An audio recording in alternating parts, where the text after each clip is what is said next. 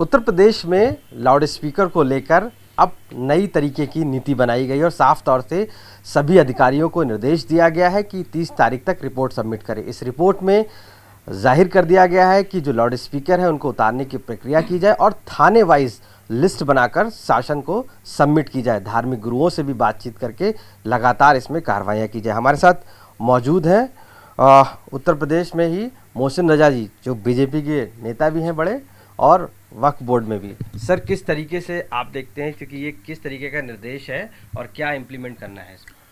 देखिए, जहाँ तक बात की जाए लाउड स्पीकर को लेकर, लाउड स्पीकर पहले अगर आप देखें, अब से काफ़ी साल पहले अगर देखें तो इतना ज़्यादा प्रचलन में नहीं था। कभी कभी एक आध जगहों पर लाउड स्पीकर लगते थे, मंदिर हो मस्जिद हो सभी जगह मैंने देखा है, और बहुत कम लाउड स्पीकर का इस्तेमाल होता था। लेकिन आज के ज़माने में लगातार एक तो बहुत सारे ऐसे धार्मिक स्थल बन गए हैं जिनका अस्तित्व नहीं था, लेकिन आज बना दिए गए हैं। तो जाहिर सी बात है, वहाँ जब लोग बनाते हैं तो चंदा करके स्पीकर लगा देते हैं, जिसकी वजह से तमाम लोगों को परेशानी आती है और उसकी आवाज़ उठती है। समय समय पर जब आवाज़ उठती है तो सरकारों की जिम्मेदारी होती है कि उनका पूरी तरीके से परीक्षण कराया जाए, क्या वो अवैध तरीके से लगे हैं या वैध तरीके से लगाए गए हैं, या वहाँ ज़रूरत है कि नहीं है। जैसे एक ही कॉलोनी या एक ही मोहल्ले में अगर आप देखें तो 10-10 जगह से एक साथ आवाज़ आती है, तो वहाँ के लोगों को परेशानी होती है। तो वो फिर खाली ये बात कह देना कि किसी हिंदू समाज के आदमी ने मुसलमान समाज के मस्जिद को लेकर विवाद किया, ऐसा नहीं है। मैं बताऊं आपको कि मुसलमान ही ने मुसलमानों के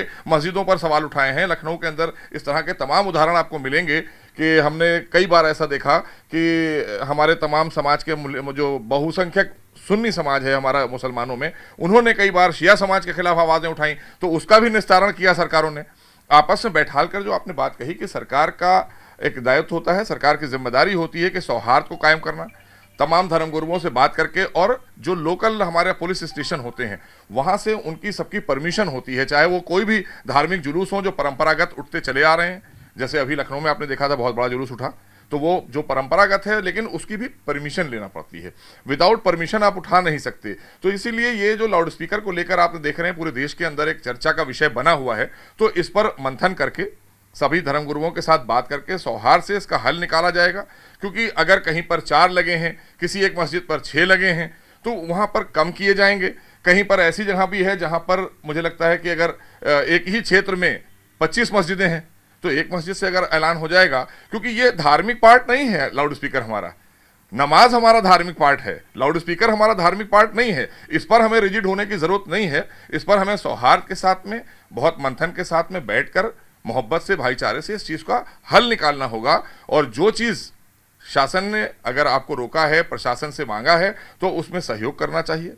सभी लोगों को बैठकर बात करके, विचार करके, और रिपोर्ट जो हमने मांगी है 30 तारीख को माननीय मुख्यमंत्री जी ने, उन्होंने साफ कहा है कि जो परंपरागत पहले के जुलूस या इस तरह की चीज़ें हैं जहाँ पर लाउड स्पीकर लगे हैं वो लगे रहेंगे या उनमें कमी की जाएगी। क्योंकि ये समस्या हमारी आप सबकी हो गई है, आम जनता ने आवाज़ उठाई है, किसी व्यक्ति एक ने नहीं उठाई है आवाज़, ये आम जन की आवाज़ है कि ध्वनि प्रदूषण कम होना चाहिए। तो ध्वनि प्रदूषण तभी कम होगा क्योंकि ये नॉइस पोल्यूशन जो है इससे भी बड़ा असर पड़ता है। तो मुझे लगता है कि अगर कम हो जाएगा तो सभी को फायदा होगा। और अब तो हम एक बात और कहेंगे आपके चैनल के माध्यम से कि टेक्नोलॉजी का इस्तेमाल करना चाहिए। मुझे लगता है सब घर घर मोबाइल हैं।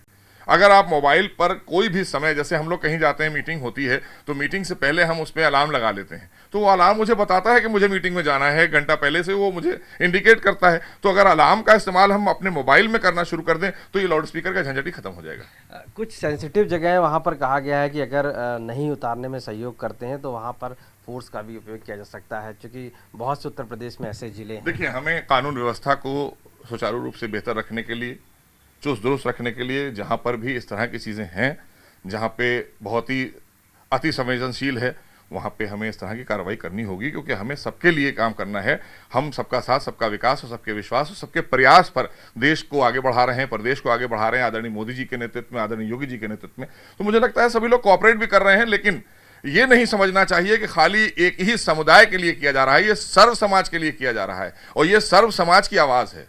लाउड स्पीकर आज अगर आप देखें तो बहुत ज़्यादा तादाद में लाउड स्पीकर लग चुके हैं। हर जगहों पर आप कहीं पर भी गुजरेंगे, हर वक्त लाउड स्पीकर आपको बजते दिखाई देंगे।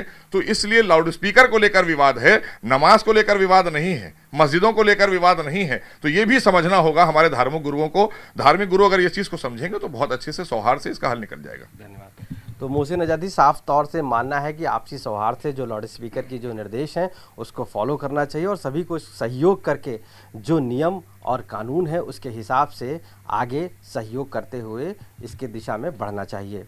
लखनऊ से कैमरा पर्सन संजय सिंह के साथ आशीष श्रीवास्तव, आज तक।